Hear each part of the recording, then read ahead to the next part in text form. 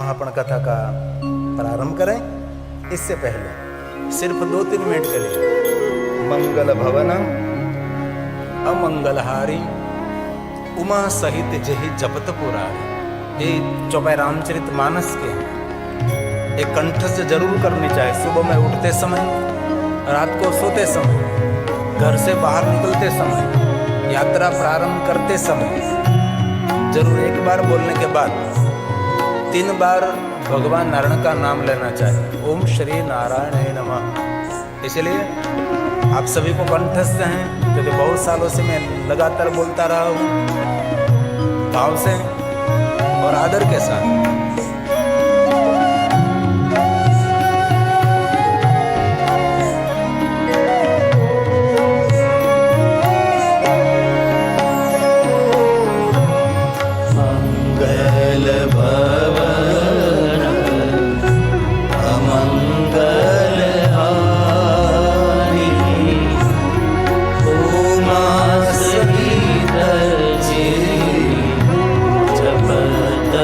पुरारी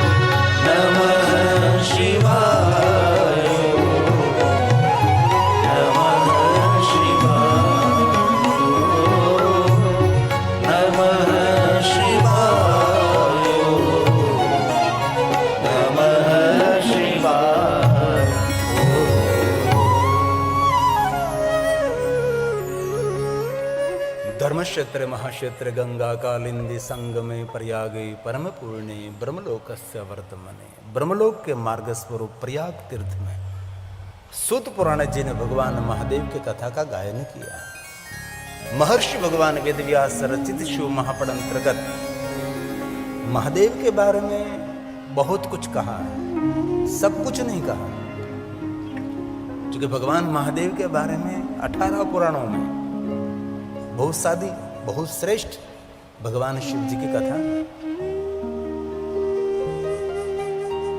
इसलिए हम कभी ऐसा नहीं कहते कि शिव महापुराण ग्रंथ में महादेव के बारे में सब कुछ कह दिया, परंतु विधि विधान से भरा हुआ ग्रंथ है, इतना सरल ग्रंथ नहीं है। बहुत समय पहले कहीं दूर दूर तक महादेव की कथा श्रवण करने का कहीं अवसर भी नहीं मिल रहा था। ऐसे हमारे शास्त्री नवल शंकर जी महाराज शिव महापुराण कथा का गायन करते हैं और मैंने श्रवण किया है। और शिव महापुराण कथा को लोकप्रियता परम पूज्य परम वंदनीय सूरनगर निवासी अभी भावनगर में रहते हैं दयागिरी बापू ने पूरा जीवन समर्पित किया शिव महापुराण ग्रंथ को लोकप्रियता देने में। और कथा आयोजन करने वाले भी कोई नहीं थे पहले, तो बहुत महापुरुषों के प्रयास थे। आज वर्तमान में इतने भव्य दिव्य शिव महापुराण कथा का आयोजन होने जा रहा है। और महादेव के भक्तों के लिए शिव भक्ति का श्रेष्ठ मार्गदर्शन करने वाला ग्रंथ ये शिव महापुराण ग्रंथ है। देवलिपि देवभाषा संस्कृत में है, लेकिन हमारी सबकी मातृभाषा गुजराती है। हमारे देश की राष्ट्रभाषा हिंदी है। दुर्भाग्य हमारा कि हमारे देश की राष्ट्रभाषा संस्कृत नहीं रही, हिंदी रही। और कथा एक आध्यात्मिक मोटिवेशन है। कथा हमारा जीवन निर्माण करती है।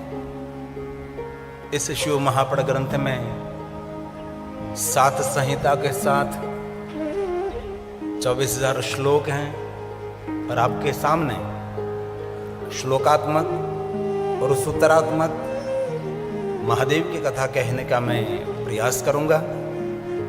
और जो कुछ शिव महापुराण ग्रंथ में भगवान महर्षि वेदव्यास जी ने कहा है और जो ऋषि मुनियों का सुंदर संवाद है, इस संवाद के स्वरूप भगवान महादेव के बारे में मैं शिव महापुराण ग्रंथ का आधार लेकर मैं आपके सामने कथा कहने का प्रयास करूंगा। तो आज कथा का पहला दिन है। हम सभी साथ में मिलकर 9 दिन के लिए जिन पुराण का सेवन भी करना है और श्रवण भी करना है, इस ग्रंथ की वंदना करेंगे, क्योंकि पहला दिन है। शिव महापुराण ग्रंथ को वंदन करने से मनुष्य अपने जीवन की वेदना में से मुक्त हो जाता है। इसलिए भाव से आदर के साथ हमारे शब्दों में नहीं, भगवान महर्षि वेदव्यास जी के शब्दों में इस ग्रंथ की वंदना करेंगे हम। और इस ग्रंथ की वंदना करने के बाद आज हम 2 महात्म्य कथा का श्रवण करेंगे।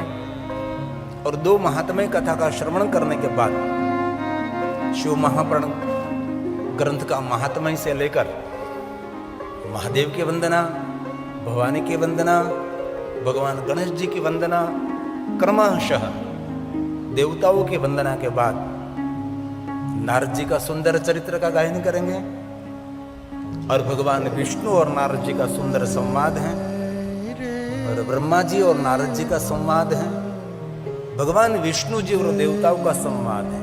ये शिव महापुराण ग्रंथ पूरा संवाद से भरा और स्वाद से भरा हुआ है। तो आइए, आज पहला दिन है, इस ग्रंथ की वंदना करेंगे शिव महापुराण ग्रंथ का आधार लेकर, और मैं मध्यस्थी रहूंगा। मैं जो कुछ आपके समक्ष कहने का प्रयास करूंगा ये भगवान महर्षि वेदव्यास जी का प्रसाद रहेगा। मैं एक शिक्षक का काम करता हूँ, मैं एक टीचर का काम करता हूँ, जो आचार्यों के चरणों में बैठकर मैंने जो पढ़ा, मैंने जो सीखा और मुझे जो याद रहा, मेरी बुद्धि अनुसार मैं कहने का प्रयास करूंगा। लेकिन उड़ती हुई बात, कोई बनी बनाई बात मैं आपके समक्ष कहने का प्रयास नहीं करूंगा। जो कुछ कहूंगा सर्व सिद्धांत के साथ, आधार के साथ, आपके हृदय में महादेव के प्रति एक अलग सा भाव प्रकट हो, इस भाव से मैं आपके समक्ष महादेव की कथा कहने का प्रयास करूंगा। तो आज इस ग्रंथ को वंदन करेंगे, इस ग्रंथ को प्रणाम करेंगे भगवान महर्षि वेदव्यास जी के शब्दों में और शिव महापुराण अंतर्गत। वंदे शिव पुराणं। जो कोई मनुष्य इस ग्रंथ की वंदना करते हैं वो मनुष्य सर्वदेवार्चनम फलम च, विश्व में जितने देवी देवता है सभी के अर्चन और पूजा का फल इस शिव महापुराण ग्रंथ को प्रणाम करने मात्र से। नमस्कुर्यात् दूरतः। कितनी सुंदर बात कही। जहां हम बैठे हैं, जहां हमारा अस्तित्व है और जहां हम खड़े हैं वहां से हम प्रणाम करेंगे। यहां आने की कोई आवश्यकता नहीं है। इसीलिए भगवान महर्षि वेदव्यास जी ने शब्द दे दिया, नमस्कुर्यात् दूरतः, दूर से प्रणाम करें।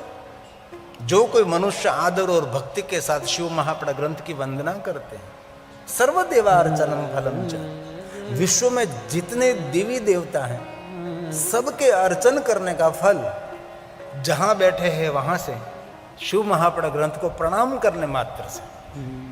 कितनी महिमा है।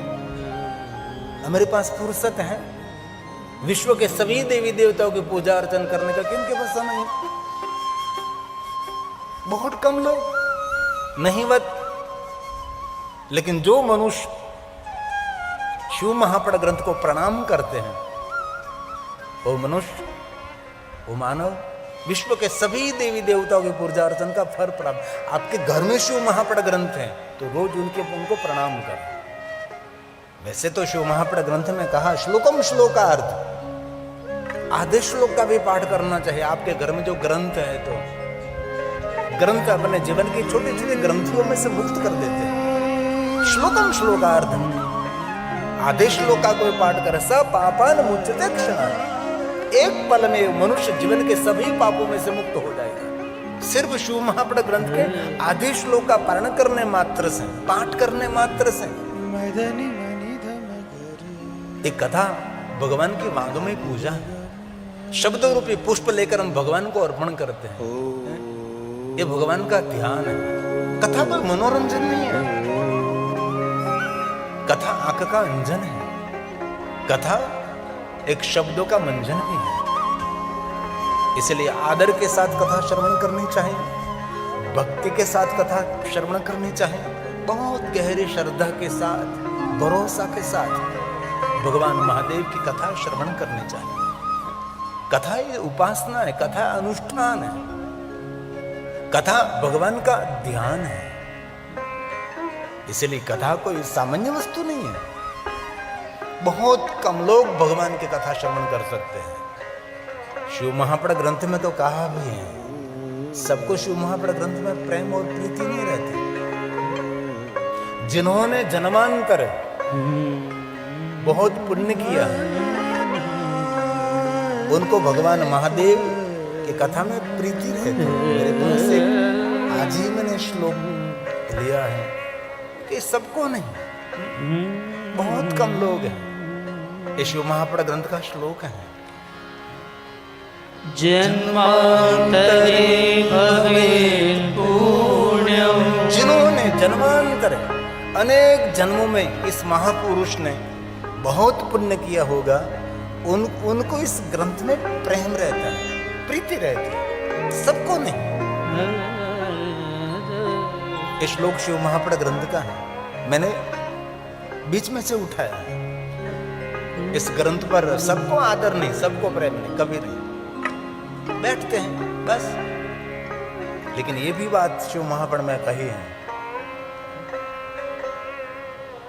जो कोई मनुष्य शिव महापड़ कथा स्थल पर जो प्रविष्टता है, शिवस्थानम महास्थानम परम धाम परम पदम, ये परम धाम देने वाला स्थान है। यहां कर कोई श्रवण भी ना कर सके, सुन भी ना सके, कुछ भी नहीं। लेकिन जिन भूमि पर भगवान महादेव की कथा गाई जाती है, उसको शिव जी का स्थान कहा है। शिवस्थानम महास्थान, ये महास्थान है। कैसा महास्थान? परम धाम परम पदम, परम धाम देने वाला और परम पद देने वाला स्थान है। इसलिए यहां आकर आपको सुने ना सुने, लेकिन यहां आना मात्र हमारे लिए बहुत कुछ है। इसलिए भगवान महर्षि वेदव्यास जी ने कहा, सबको इस ग्रंथ में कभी प्रीति नहीं होती, सबको पाठ करने में रुचि भी नहीं होती, बहुत कम पाठ करते हैं, बहुत कम लोग पारण करते हैं।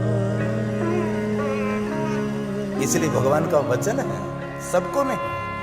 जन्मांतरे भवेत् पुण्यं मह्यस्य सुधीमतः। बुद्धिमान महापुरुष, श्रेष्ठ बुद्धिमान महापुरुष ने पूर्व जन्म में कोई बड़े बड़े पुण्य किया होगा, उनको इस शिव महापड़ ग्रंथ में प्रीति रहेगी, प्रेम रहेगा।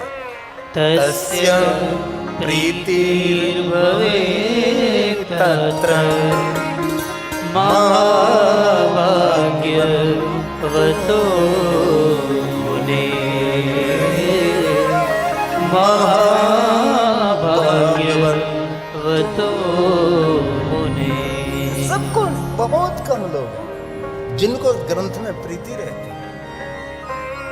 इसलिए आज कथा का पहला दिन है, हम शिव महापड़ भगवान को प्रणाम करते हैं। कथा एक माइंड साइलेंट भी है, कथा कोई शोर नहीं है, शोर बकोर नहीं है।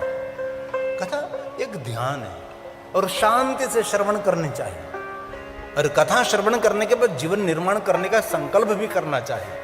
अब 9 दिन कथा श्रवण करने नहीं, कथा में से कोई मोती पकड़ पकड़ कर मोतियों की माला पहननी है। इसलिए कथा कोई धड़ाधड़ी नहीं है, कथा एक शांति का विषय है। कथा ऋषि मुनियों की परंपरा है, कथा हमारे पूर्वजों की परंपरा है, और सच कहूं तो कथा महादेव की परंपरा है। अत्र वक्ता महादेव, ये शंकर भगवान की परंपरा है। कोई आपको पूछे इस कथा किसने प्रारंभ किया, तो आप बहुत गौरव के साथ कह सकते हैं कि महादेव ने प्रारंभ किया। और आपको याद है, कोरोना काल में सारी दुनिया बंद हो गई थी, कोई नहीं है? सब कुछ बंद हो गया था, लेकिन गौरव से कहते हैं दुनिया बंद हो गई थी, लेकिन भगवान की कथा बंद नहीं हुई थी। हम कथा गाते रहे, और टेलीविजन के माध्यम से हम दूर दूर तक कथा पहुंचाते रहे। भले हमारे सामने कोई श्रोता नहीं थे, सिर्फ कैमरे लगे रहते थे, और हमारी पूरी संगीतकार टीम और मैं एक कमरे में बंद होकर निरंतर लगातार कथा गाते रहे, लगातार गाते रहे। क्योंकि शिव की परंपरा है, ये महादेव की परंपरा है,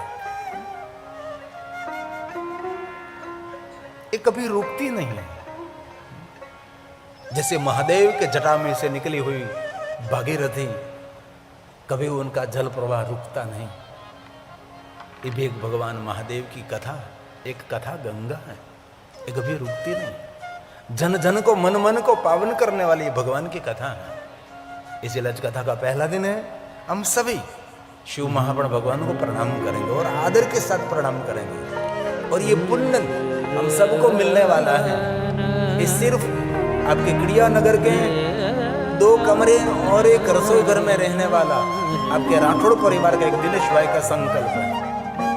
2013 में मैं उसके घर रहता था, 2 कमरा और बस एक रसोई घर। व्यक्ति संकल्प करता है तो क्या नहीं कर सकता। संकल्प से बहुत कुछ मिल सकता है। दृढ़ संकल्प होना चाहिए, आय भाव से और आदर के साथ। वंदे शिव पुराणमुहि सर्वदाहं प्रसन्नधि। भगवान महादेव आपके वांगमय स्वरूप शिव महाप्राण भगवान को मैं प्रणाम करता हूँ। शिव प्रसन्नताम्यय दद्यास पदयोरति दद्यास पदयोरति। आपके चरणों में प्रेम समर्पित करते हुए प्रसन्न बुद्धि से, प्रसन्न चित्त से और प्रसन्न मुख मुद्रा के साथ आपके वांगमय स्वरूप शिव महाप्राण भगवान को मैं प्रणाम करता हूँ। जो कोई मनुष्य शिव महाप्राण ग्रंथ की वंदना करते हैं वो मनुष्य अपने जीवन की वेदना से मुक्त रहता है। लेकिन वंदना भी कितनी सुंदर, प्रसन्न बुद्धि से। और सदैव प्रसन्न रहना परमात्मा की श्रेष्ठ उपासना भी है। स्थिति प्रतिकूल है और हम प्रसन्न रहें, बहुत बड़ी बात है। और कुछ भी ठीक नहीं है तो भी प्रसन्नता कभी हमारी दूर न हो, ये हमारी बहुत बड़ी विद्या है। प्रसन्न बुद्धि से, प्रसन्नता पूर्वक, हे महादेव जी आपके वांगमय स्वरूप शिव महाप्राण भगवान को मैं प्रणाम करता हूं। जो कोई मनुष्य आदर के साथ शिव महाप्राण ग्रंथ का श्रवण करते हैं और कथा श्रवण का जो फल मिलता है, फलम वक्तु न शकनो। कथा સાંભળવાનું જે ફળ મળે છે, ફળનું વર્ણન દુનિયામાં કોઈ કરી ન શકે. ફલમ વક્તું ન, તેનું વક્તવ્ય ના આપી શકાય. તે કથા સાંભળવાનું ફળ મળે તેનું વર્ણન કોઈ ન કરી શકે. હવે કથા સાંભળવાથી ફળ મળે કે ન મળે એની આપણને ખબર નથી, પણ હું એટલું જરૂર કહી શકું છું અમારી 30 વર્ષની યાત્રા બાદ કે કથા સાંભળતા ફળ મળે કે ન મળે, પણ જે માણસ હૃદયથી કથા સાંભળે તેનું જીવન નિષ્ફળ ન જાય એ મારી જવાબદારી. હૃદયથી જે ભગવાન મહાદેવની કથા સાંભળે છે તેનું જીવન નિષ્ફળ ન હોય. જીવનમાં કઈ ફલશ્રુતિ જ હોય છે, એ ભગવાન મહાદેવની કથા છે. ગંગા યમુના સરસ્વતી ધર્મક્ષેત્રે મહાક્ષેત્રે ગંगा कालिंदी संगमे प्रयागे परम पूर्णे ब्रह्मलोकस्य वर्तमाने. प्रयाग तीर्थ में सुत पुराण जी भगवान महादेव के कथा का प्रारंभ कर रहे हैं. એમની સામે બિરાજમાન દરેક મહાત્માઓ જિજ્ઞાસુ છે, કાંઈ જાણવું છે, કાંઈ સાંભળવું છે, સમજવું છે, કાંઈ જીવનમાં ઉતારવું છે, કાંઈ નવીનતા જોવી છે. દરેક મહાત્માઓએ ભેગા મળીને સુત પુરાણનું સુંદર સંબોધન કર્યું છે. મહાભાગ્યવાન કહ્યા છે, ધન્યવાદ ધન્યવાદ આપ્યા છે. પરમાર્થ કરનારા, સૌનું હિત અને કલ્યાણ કરનારા હે સુત પુરાણજી ભગવાન મહર્ષિ વેદવ્યાસજીને તમારા પર કૃપા છે. તમે શબ્દોના પૂજારી છો. સુંદર સુંદર ભગવાન મહાદેવની અમને કથા કહો, અદ્ભુત કથા કહો. અમે સૌ કથા સાંભળવા માટે બિરાજમાન છીએ. હવે કથા સાંભળવા માટે ભાવ પ્રગટ કર્યો છે, અને વક્તાનો આધાર શ્રોતા પર પણ હોઈ શકે છે. શ્રોતા કઈ રીતે કથા સાંભળે છે અને સામે કેવી માનસિકતા ધરાવતા શ્રોતા છે એના પર વક્તા હંમેશા ખીલતો હોય છે.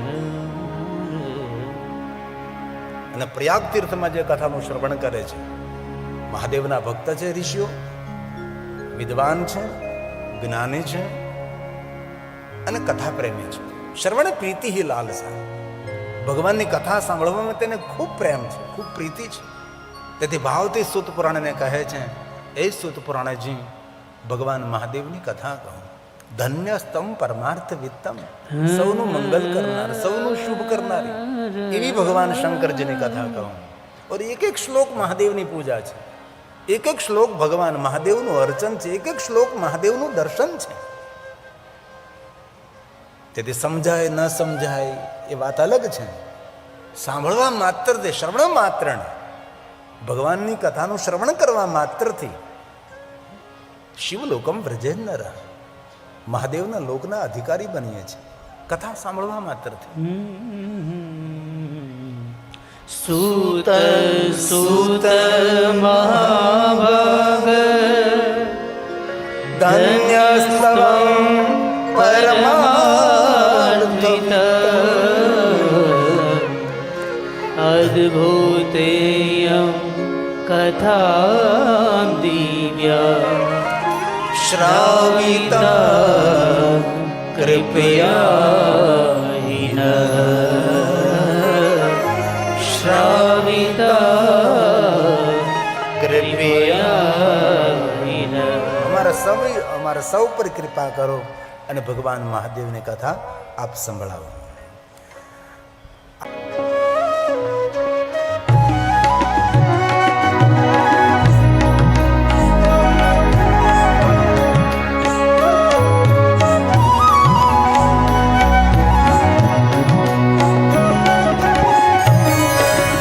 શિવ